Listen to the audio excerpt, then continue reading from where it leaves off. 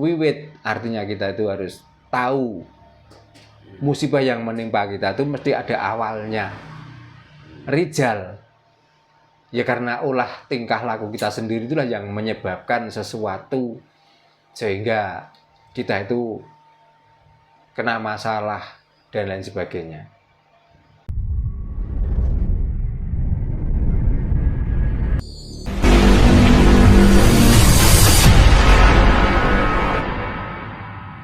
Makanya ilmu ini disampaikan, beranikah kamu melakukan, beranikah kamu mengerjakan, beranikah kamu dengan soronya ilmu yang kamu dapat di dalam bulan Suro, gitu loh.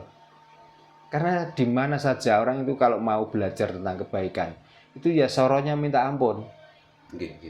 Ya melalui harus mencegah perilaku buruk, harus yang tadinya tidak pernah memikirkan tentang orang lain, akhirnya di dalam bulan Suro kita diajarkan untuk saling membantu.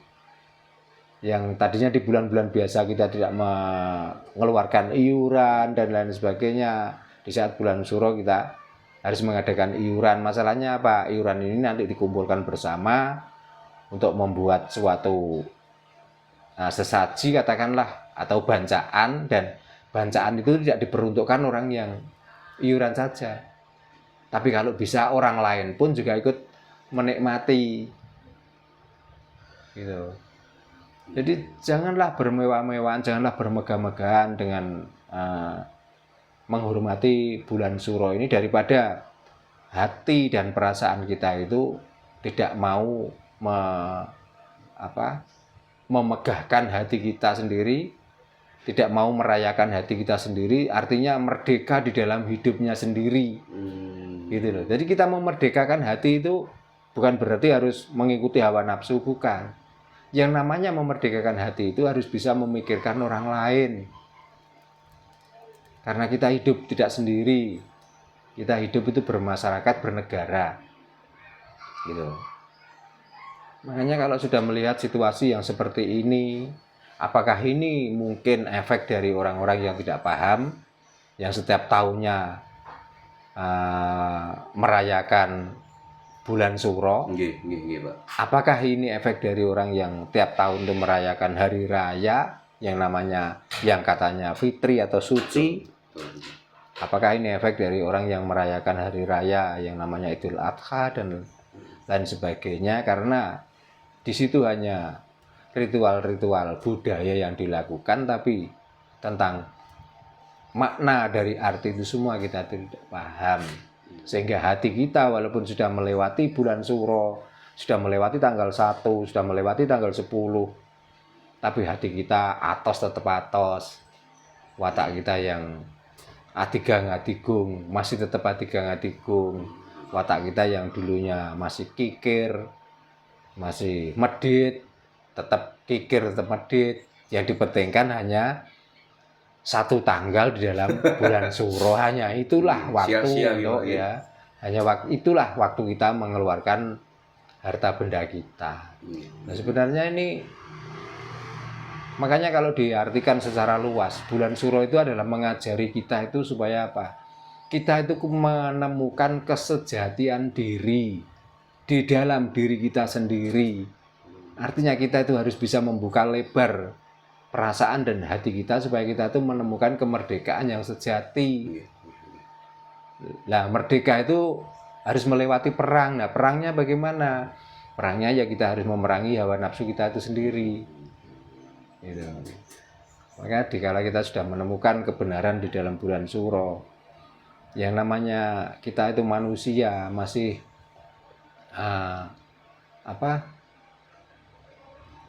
kalau bahasa kerennya itu ya sifat-sifat kemanusiaan kita atau manusiawi kita itu masih melekat. Tapi kan paling tidak dengan adanya bulan Suro ini kita kembali ke awal sebutan Suro adalah berani.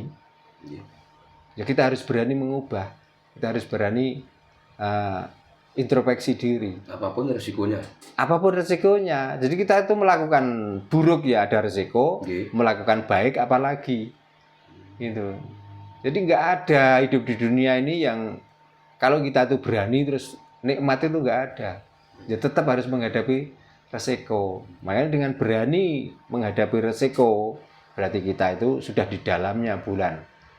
Atau termasuk orang-orang di dalamnya bulan Suro ini menemukan kesejatian diri. Ya. Tadi di awal Pak Jarwo menyinggung bahwa Suro itu katanya wiwitan gitu. Ya. Maksudnya wiwitan dalam hal apa Pak? Ya wiwitan menjadi musibah, wiwitan kita menemukan kebahagiaan itu. Makanya metodenya antara musibah dan kebahagiaan itu diawali dari apa? Itu. Makanya kita kembali pada awalnya, pada wiwitannya. Oh, kalau begini wiwitannya nanti akhirnya begini. Dengan kita bersopan santun, dengan berandap asor pada orang lain, artinya ngalah tapi bukan kalah, akhirnya menemukan kebersamaan yang luar biasa. Nah, itu namanya wiwit atau rijal. Itu. Kalau diartikan lagi, wiwit atau rijal adalah wiwitan manungsia dumadi, dan rijal setelah dumadi itu kita itu mau ngapain. Itu. Makanya kalau sudah membicarakan tentang suro, rasanya malu kalau kita itu membicarakan tentang Tuhan. Karena sebenarnya kita manusia inilah yang paling kurang ajar pada Tuhan. Kok bisa? Sebenarnya. Ya tadi sudah saya singgung di depan. Kita diberi hidup ini nggak pernah menyewa apa-apa. Kita hidup tidak pernah pesan hidup ini. Tiba-tiba kita hidup. Dan di dalam hidup ini yang menikmati juga kita sendiri. Kita diberikan organ tubuh yang utuh. Nah, apakah pernah kita tuh memikirkan orang-orang yang lagi patah tangannya, ya lagi ada masalah di urat, lagi ada masalah gula di darah. Coba. Nah, kita itu yang diberikan organ tubuh utuh dengan badan yang sehat, terus tiba-tiba kita pergunakan untuk hal-hal yang negatif. Kan percuma, orang yang patah tangannya dengan biaya untuk menyambung tangan yang patah itu tadi dan untuk kembali ke sembuh berapa puluh juta biaya yang harus kita keluarkan. Itu baru satu tangan. Kalau dua tangan, katakan satu tangan 20 juta, berarti tangan dua 40 juta. Belum lagi kaki, belum lagi perut, belum lagi mata, belum lagi kepala. Makanya dengan diberikan kesehatan seperti ini, kita syukuri, kita nikmati. Nah, cara mensyukuri dan kita nikmati, ya kita pergunakan untuk berbuat baik. Nah, kita nikmati, mumpung ini semuanya utuh, ya sudah.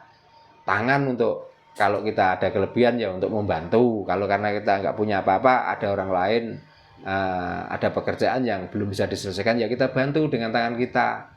Kita membantu mengangkat, kita membantu kalau ketemu di jalan ada batu dan lain sebagainya, ya kita singkirkan supaya orang lain nggak jatuh, nggak patah tangannya.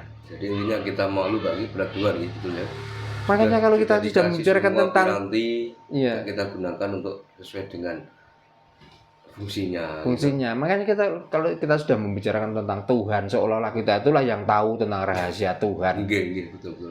Mbok gedabrus ya nemen-nemen lah, gitu loh. Ya percuma kita itu memperingati bulan Suro. Kalau orang Timur Tengah bulan Muharram. Bulan Muharram itu sendiri kan artinya itu bulan larangan. Dalam arti larangan apa? Ya larangan kita berbuat jelek. Makanya disuruh tirakat, disuruh berpuasa. Karena mestinya orang yang berpuasa itu adalah dengan melakukan puasa sehari, mungkin kekuatan kita itu agak berkurang. Kita mau bicara keras saja pun, kadang-kadang kita tidak memikirkan isi perut ini. Kalau isi perut itu kosong, nggak akan bisa sumbar-sumbar dan lain sebagainya.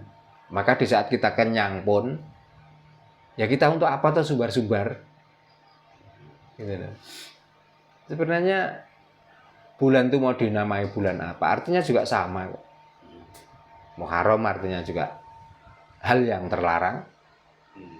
Suro artinya berani, tapi juga berani, harus berani untuk melawan angkara murka. Wiwit artinya kita itu harus tahu musibah yang menimpa kita itu mesti ada awalnya. Rijal, ya karena ulah tingkah laku kita sendiri itulah yang menyebabkan sesuatu sehingga kita itu kena masalah dan lain sebagainya.